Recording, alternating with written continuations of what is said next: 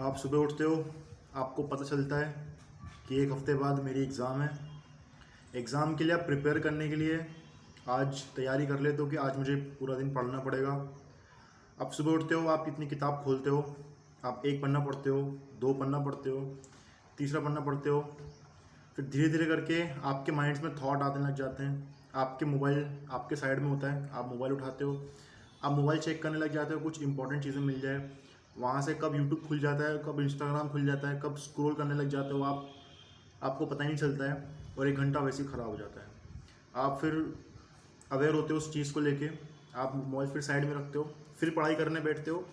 आधा घंटा अच्छे से पढ़ाई कर पाते हो, एक घंटा पढ़ाई कर पाते हो, एंड देन वापस आपका माइंड कहता है कि अब मुझसे नहीं हो पाएगा। फिर आप मोबाइल उठा के रील स्क्रॉल करने लग जाते हो। आप ऐसा करके शैलो वर्क कर रहे हो। What is shallow work? Shallow work means कि आप जो भी काम कर रहे हो वो पूरी प्रोडक्टिविटी के साथ नहीं कर रहे, पूरा फोकस के साथ नहीं कर रहे।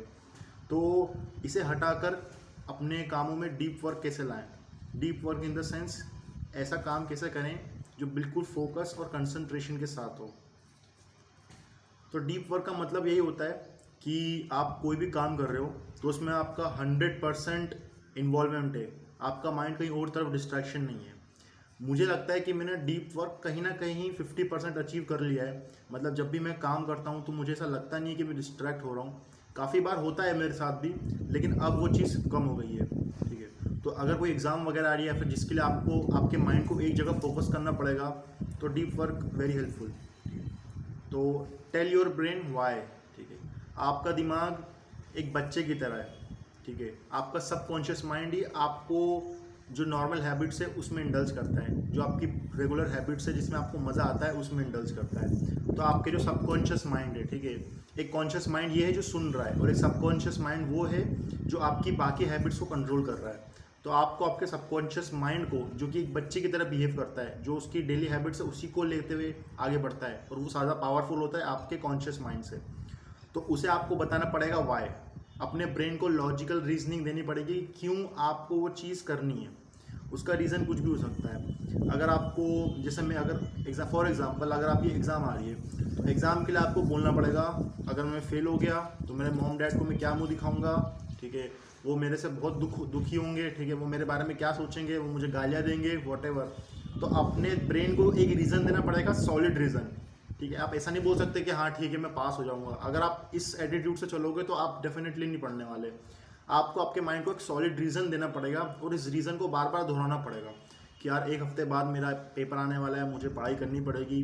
अगर आप ये चीज़ अपने माइंड को बार बार नहीं बोलोगे तो उसे वो वाई क्लियर नहीं होने वाला। ठीक है, चलो आपने अब वाई क्लियर कर लिया है, अपने अपने ब्रेन को बता दिया है कि क्यों मुझे ये चीज़ करनी है। हो सके तो उस चीज़ को लिख भी लो। ठीक है, बार बार मेमोराइज करो कि मुझे ये चीज़ क्यों करनी है। ठीक है, उसके बाद रिमूव डिस्ट्रैक्शंस। ठीक है, फर्स्ट चीज़ जो आपको करनी है, आपके मोबाइल को साइलेंट कर दो। ठीक है, साइलेंट करके कहीं पे भी रख दो, या तो मम्मी को दे दो या तो ऐसी जगह रख दो जहाँ पर आपको पहुँचने में दिक्कत आए। जैसे अगर मैं कभी काम कर रहा हूँ जिसमें मेरे को मोबाइल का इन्वॉल्वमेंट नहीं है तो मैं नीचे रख के आ जाता हूँ। मेरे दो कमरे हैं, मतलब वो एक ऊपर और नीचे, तो नीचे रख के आ जाता हूँ। तो आपको भी ऐसा ही कुछ करना है। आपके मोबाइल को आपको आपसे दूर रखना है, आपके पास में नहीं होना चाहिए कोई भी डिवाइस। अब इस केस में मान लो आपकी पढ़ाई मोबाइल से होती है तो उस केस में आपको सेल्फ डिसिप्लिन से चलना पड़ेगा, अपने आप को कंट्रोल में रखना पड़ेगा।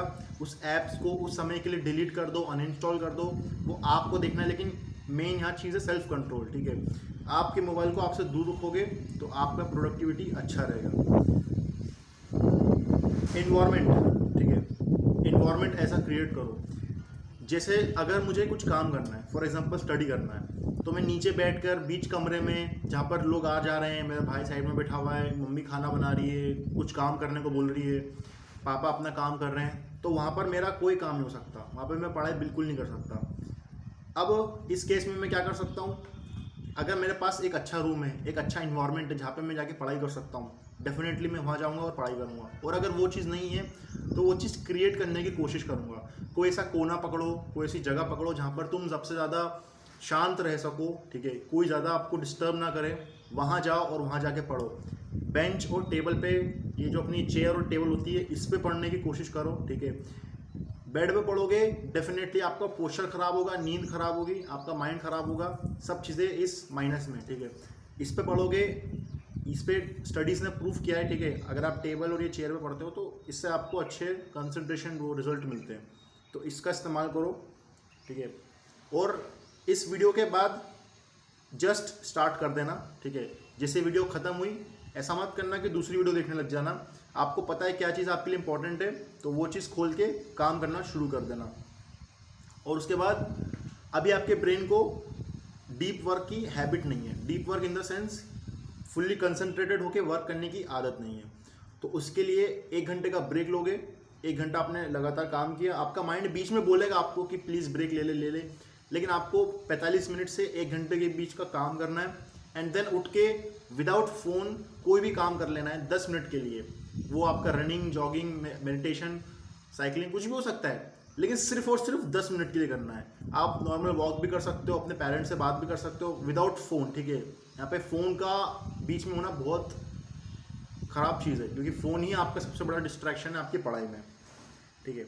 और टेक ब्रेक्स एक अच्छी बात है, आपको ब्रेक्स लेने चाहिए। बस ये प्रॉब्लम है कि आपको सही तरीके के ब्रेक्स नहीं पता है। ब्रेक यही है कि आप कोई मोबाइल डिवाइस ना इस्तेमाल करो, आप ऐसी जगह पर ना जाओ जहाँ पर आप डिस्ट्रैक्ट हो जाओ, ठीक है। और एक और चीज़ याद रखो, consistency is greater than intensity, ठीक है। इंटेंसिटी क्या होती है और कंसिस्टेंसी क्या होती है। इंटेंसिटी आप किस काम को कितनी गहराई से करते हो वो होता है, और कंसिस्टेंसी आप उस काम को कितनी बार कर रहे हो।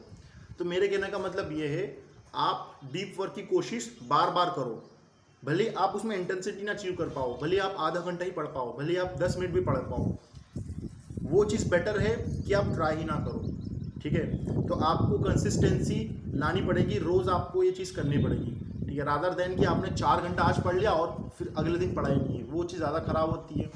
इससे बढ़िया है कि आप 1-1 घंटा रोज़ पढ़ने की कोशिश करो और 30-30 मिनट रोज़ पढ़ो, वो ज़्यादा इफेक्टिव होते हैं। तो मुझे लगता है मैंने काफ़ी कुछ बता दिया है, तो जाओ, इस जैसे वीडियो ख़त्म हो जाओ अपना काम करो, ठीक है। और मुझे आके बताना कि कैसा रहा आपका रिज़ल्ट। Bye bye.